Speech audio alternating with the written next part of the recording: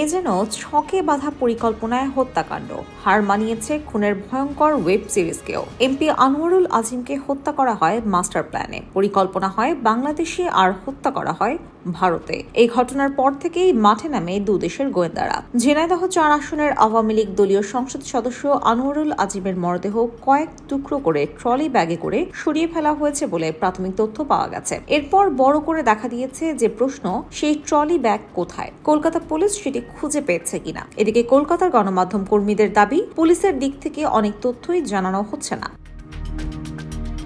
তবে অসমর্থিত সূত্রের বরাত দিয়ে পশ্চিমবঙ্গের সংবাদ মাধ্যম বলছে লাশের খবর পুলিশ জানে। এদিকে বাংলাদেশের গোয়েন্দা কর্মকর্তারা বলছেন কলকাতা পুলিশের সঙ্গে নিয়মিত যোগাযোগ ও তথ্য আদান প্রদান করা হচ্ছে। তাদের কাছে এখন সব তথ্য আছে, যদিও এখনো আনুষ্ঠানিকভাবে কথা বলতে নারাজ কলকাতা পুলিশ।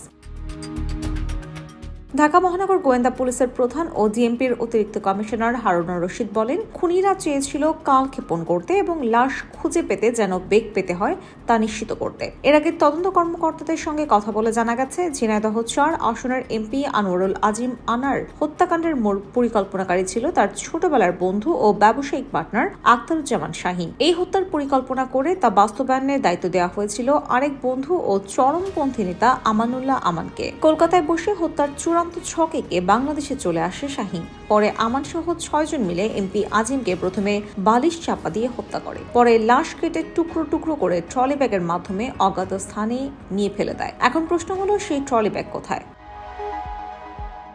লাশ কোথায়? এই প্রশ্নে হারুনুর রশিদ গণমাধ্যমকে বলেন, সব তথ্যই তাদের কাছে আছে। ১৩ তারিখ ৩টা ৪০ মিনিট থেকে ৪৫ মিনিটের মধ্যে ঘটনা ঘটিয়ে ফেলা হয়েছে। তারা চেয়েছে লাশটাকে খুঁজে পেতে যেন কঠিন হয়। কলকাতা পুলিশ ও সিআইডির সঙ্গে যোগাযোগ হচ্ছে, তথ্য আদান প্রদান হচ্ছে, কিন্তু ঘটনাস্থল বাংলাদেশে নয়। লাশ খোঁজার দায়িত্ব তারা পালন করতে পারছেন না। কলকাতা পুলিশ কার্যক্রম চালাচ্ছে।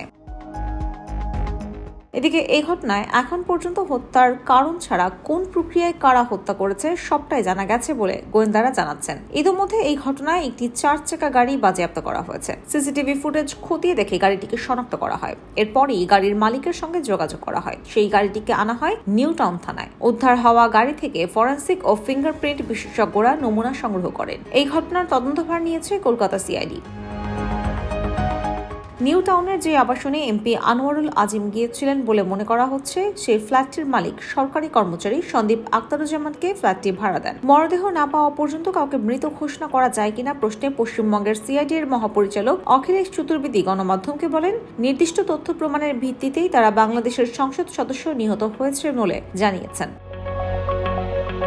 নাম প্রকাশ না করার শর্তে তদন্তকারী কর্মকর্তা বলছেন, ঘটনা প্রবাহ থেকে একটি সিদ্ধান্তে আসা গেছে, আর তথ্য প্রমাণ নেই এমন কেউ দাবি করেনি।